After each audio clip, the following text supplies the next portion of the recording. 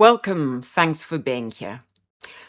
I have a bottle of Giorgio Beverly Hills on my tray, and I bought it today on purpose, knowing the legend that came with it, that in the mid-80s, the smart restaurants of Manhattan started asking women not to wear it, because one woman walking in wearing Giorgio could not be eaten around.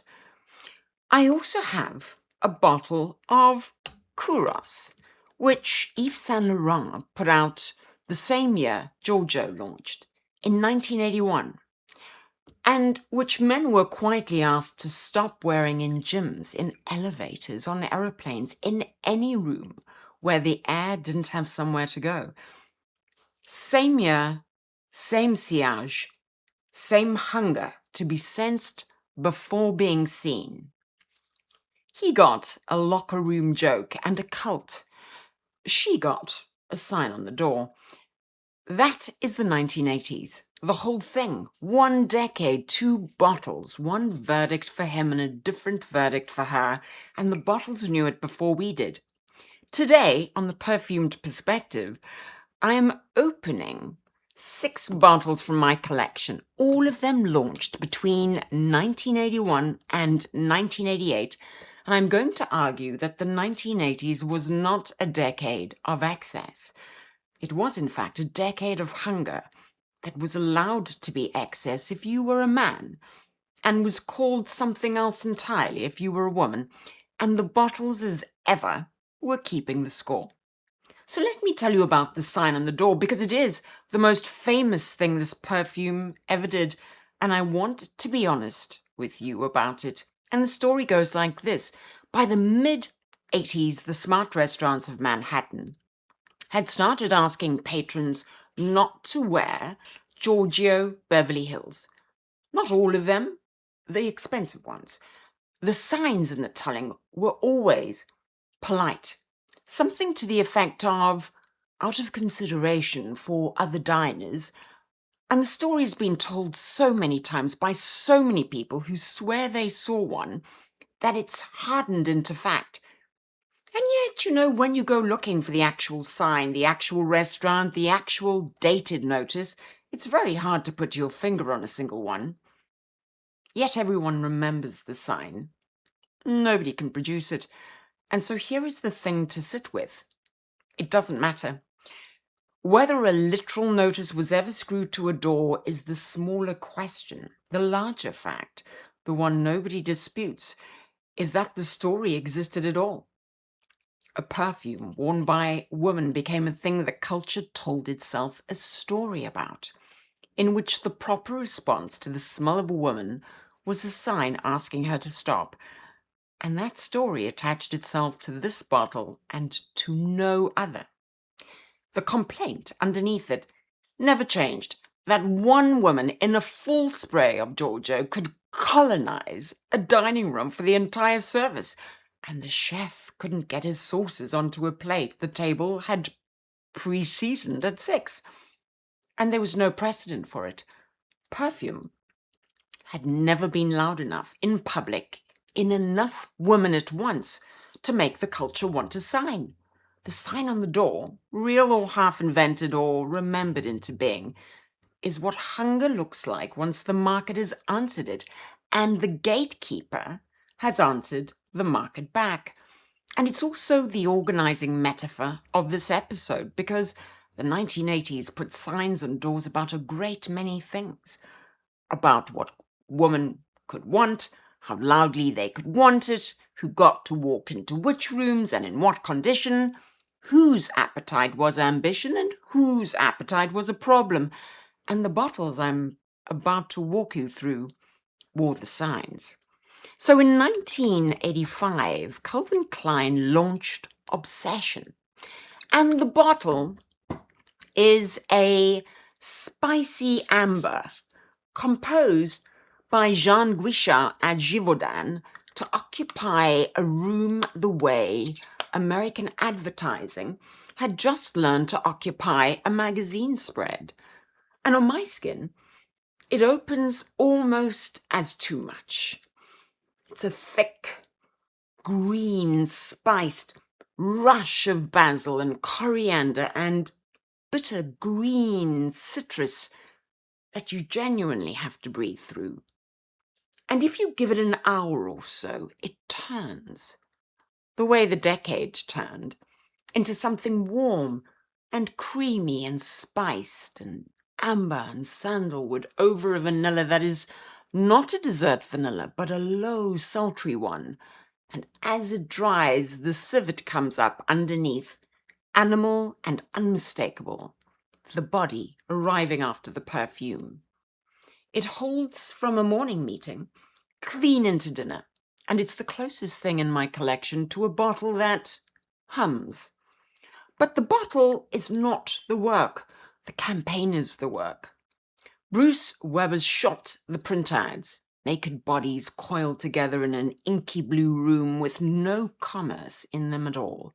No price tag, no copy, nothing but the name across the bottom. The word doing all the work. Obsession. As in compulsion. As in the thing you cannot stop doing. As in the clinical psychiatric register lifted whole into a department store. This is the decade that made Karen Carpenter's death front page news in 1983. It's the decade that put anorexia and bulimia into the New York Times Magazine and onto the cover of People. The decade Jane Fonda put her workout tape into living rooms all over America. In 1982, the same year the rest of the country was being told to want more of everything. The decade that made cocaine a business expense. Obsession sold the contradiction. You were supposed to want everything and weigh nothing. You were supposed to be hungry for the thing and refuse the thing at the table. And the bottle, well, it smelled like appetite. The model in the ad looked like she hadn't eaten since the Carter administration, and both things were true at the same time. The dissonance is the entire psychology of the decade in a 100-milliliter bottle. And when I spray Obsession now, I don't smell a perfume. I smell a therapy ball from 1989. So back to the sign on the door. Giorgio Beverly Hills was launched in 1981 by Fred and Gail Heyman out of a single boutique on Rodeo Drive, composed by Bob Aliano, and within 5 years, it was on every transatlantic flight, in every airport duty-free, on the wrist of every woman in America who'd been told that to be seen at all, you had to be smelled first. And on paper, it's a white floral, orange blossom and a syrupy apricot up at the top, and then tuberose, gardenia, jasmine, and ylang-ylang piled on top of each other until the bouquet stops being a bouquet and becomes a weather system. And underneath the lot of it, a powdery floor of vanilla, amber, sandalwood, and musk that simply refuses to leave. Now that is the paper. Let me tell you what it actually does, because I have owned a bottle and I have done the experiment. I put it on once properly, one spray, the way the bottle wants. The first 10 minutes are almost demure. Sugared and apricot, and they let you believe you have got away with something. You haven't. Around the 20-minute mark, the tuberose arrives, and it does not arrive quietly. It arrives the way a coach party arrives, all at once and already talking.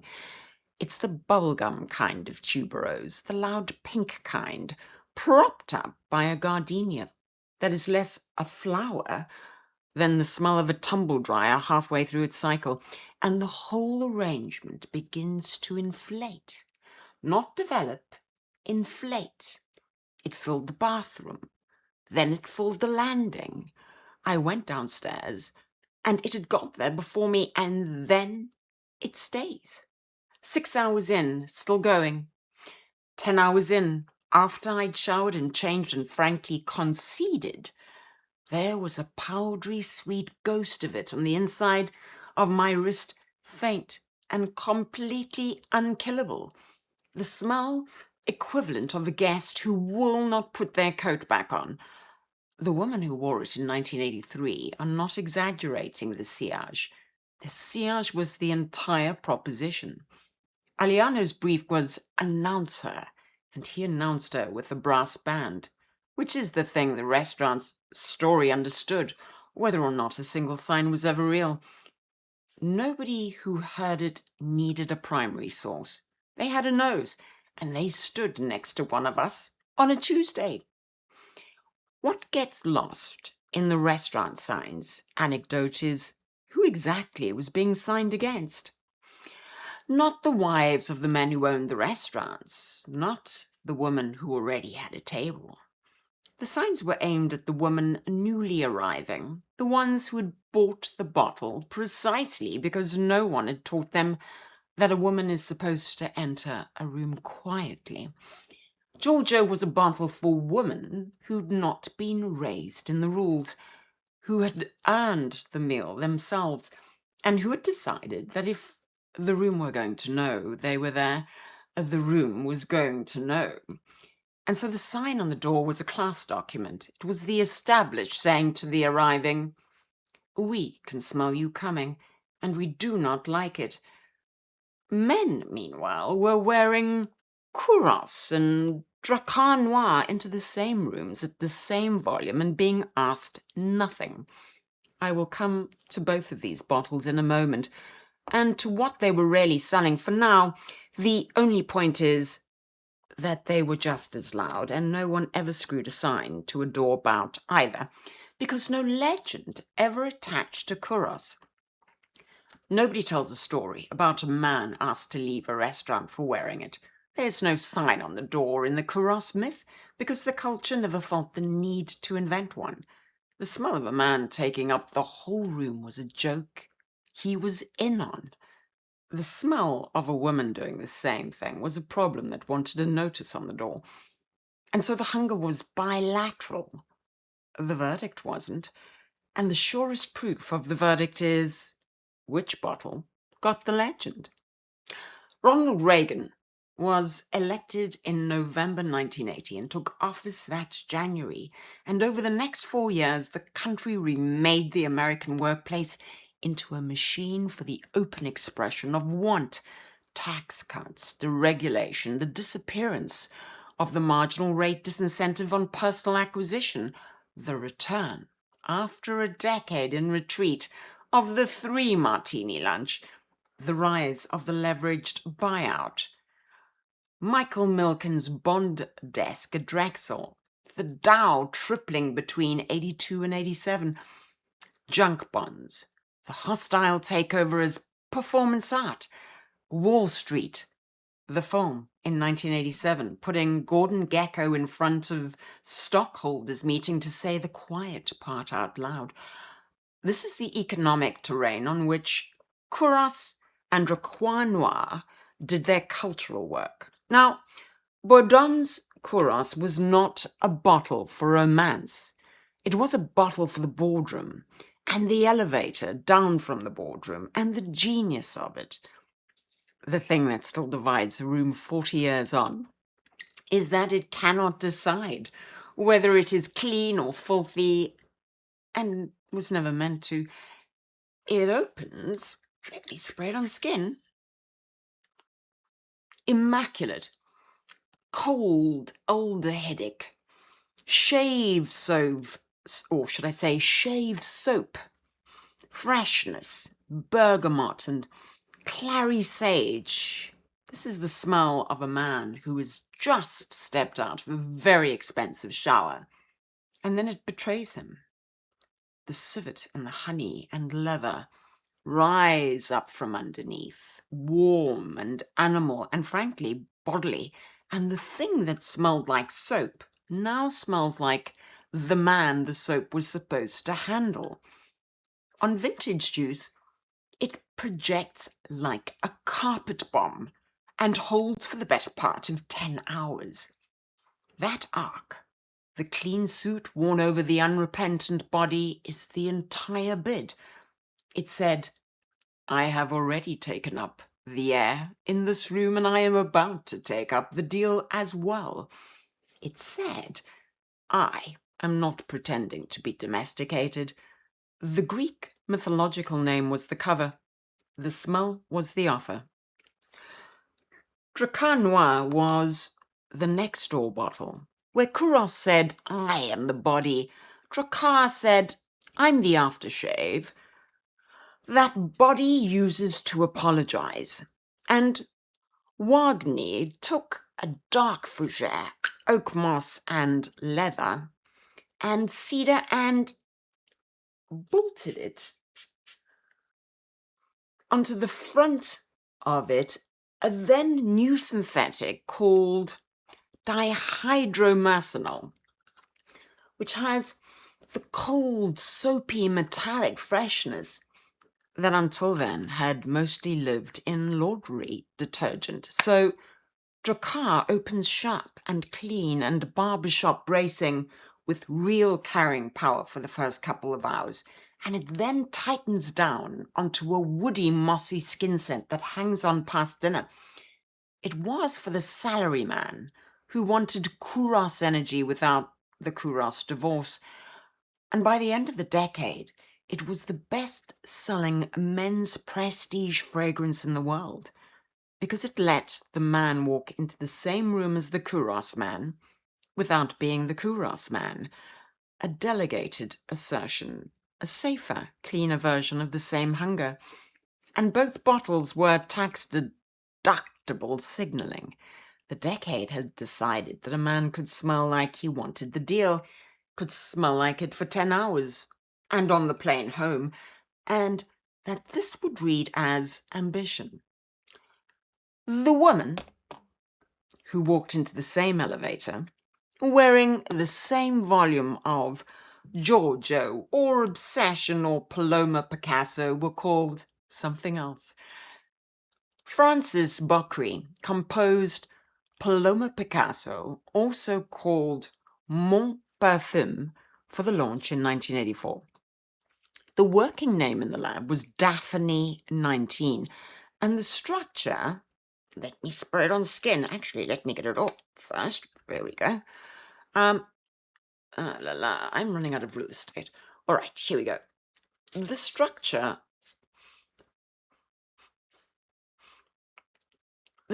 is carnation and rose stacked over a base that opens the entire animalic cabinet and pours it onto the floor. There's oak moss and civet and castoreum and vetiver and leather, and the chypre as a closed system with no soft place anywhere in it. When I put it on, it opens with a genuinely savage blast. Civet and aldehydes and a green bitter carnation, the olfactory equivalent of being looked up and down. Then the florals come, rose and jasmine and ylang ylang, but they arrive narcotic and a little haunted, never pretty, never an apology. And then it settles in for the entire day, mossy and leathered and animal, carrying the sillage of an 80 cent over the gravitas of a 1940s one. And it doesn't so much sit on my skin as wear my skin. Paloma Picasso is a one-spray decision because 2 sprays is a complaint to HR. I'm going to keep the bottle for the rest of my life, and I'm going to wear it twice a year because it is the perfume of the decade in which a woman in an American or British corporate office had to construct her own legitimacy out of materials nobody had supplied her with. Sandra Day O'Connor was confirmed to the Supreme Court in September 1981. Geraldine Ferraro was nominated for the vice presidency in 1984, the year Paloma Picasso was launched. And Margaret Thatcher had been in Downing Street since 1979 and would stay until 1990. The decade that told that story about Giorgio's sign on the door also put a small number of women into rooms where there'd previously been zero. And these women had no clothes. Literally no clothes. The mass-produced woman's business suit as a category didn't exist when the decade began. Working Girl, the 1988 film, makes the point as a sight gag. The shoulder pad was an architectural solution to a labor law problem.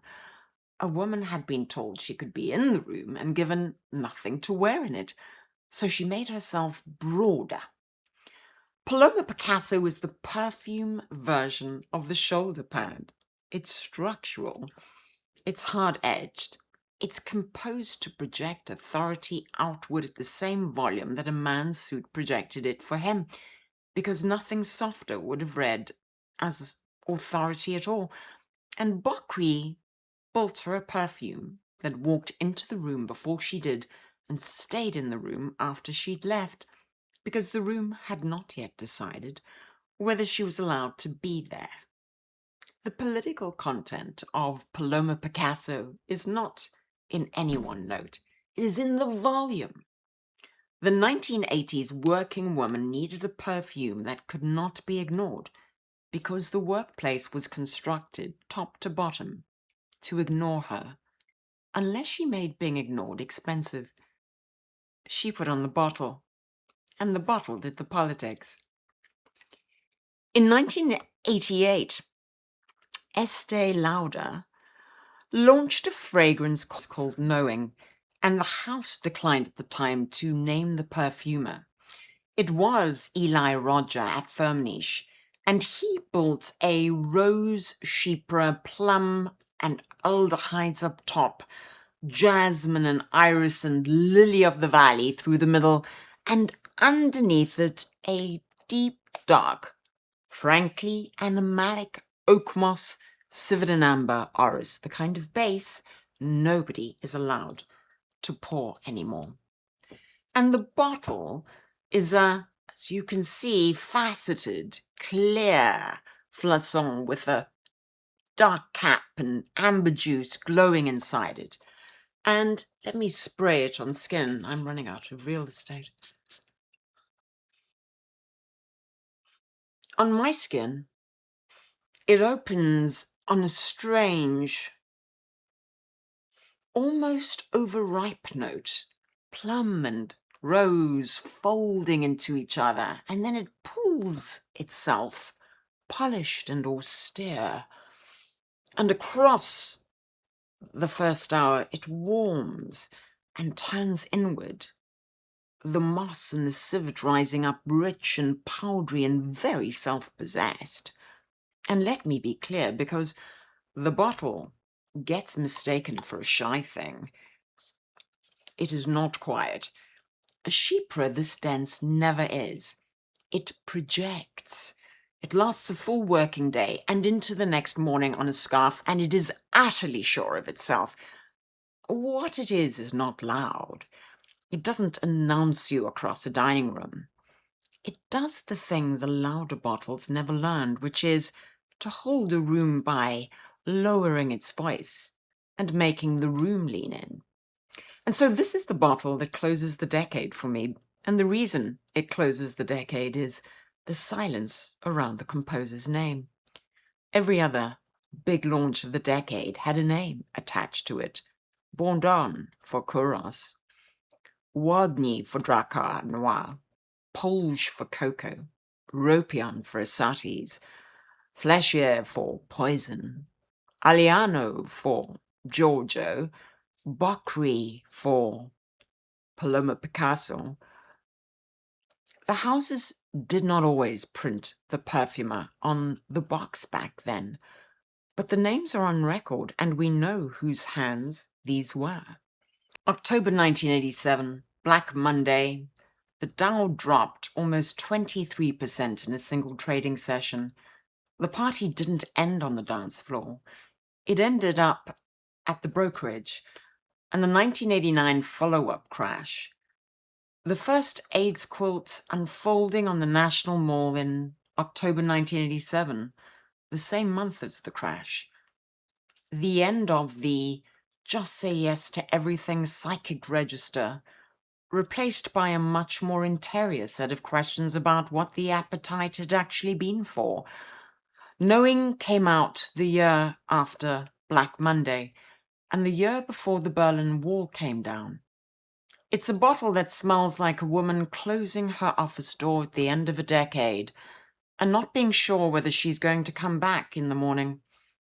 She did come back, but not for the same reasons.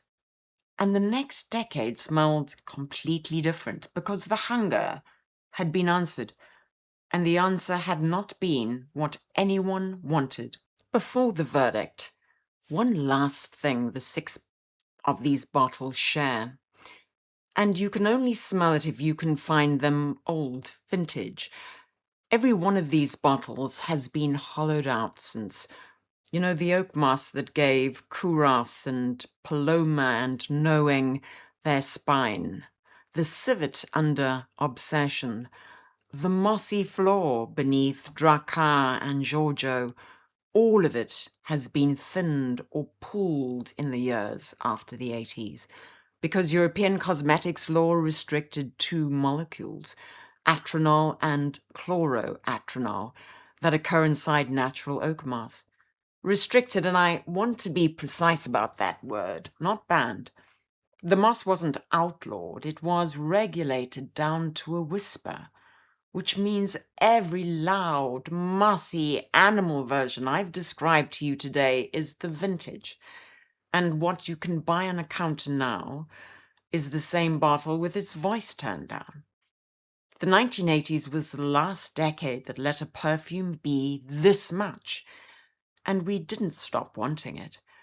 We were asked to. And I want to end on the verdict because the verdict is the argument. These are 6 bottles. They're all from the same 8-year stretch of 1 decade, and they were all composed at the same sillage volume. They were all engineered to fill a room before you had finished walking into it. 3 on men, 3 on women, and none of them subtle, none of them apologetic, and all of them hungry. The men's got called signature scents, and the woman's 3 got called too much, and the men's 3 live on Reddit threads where guys post about the time they wore Kouros to a wedding and an aunt cried, and the woman's 3 live in on jokes about that perfume my mother wore that I can still smell in the carpet. Same sillage, same decade. Same hunger. One register was given cultural permission to age into folklore, and the other was given the cultural permission to go and age into a punchline. If you want to argue with me about which 6 I picked, the comments are open. And if you wore one of these bottles in the 1980s and please confirm or correct anything I've said about how the room responded, I definitely want to hear it. And now that you're here, and if you're new, please subscribe. And also hit the notification bell so the next decade entry, which will be the 1990s and which will sound nothing like this one, arrives in your feed when it goes up. You already know who I am, and you know whose perfume tray this is, so I will just say the only thing worth saying at the end of an episode like this one. The bottles know what we did.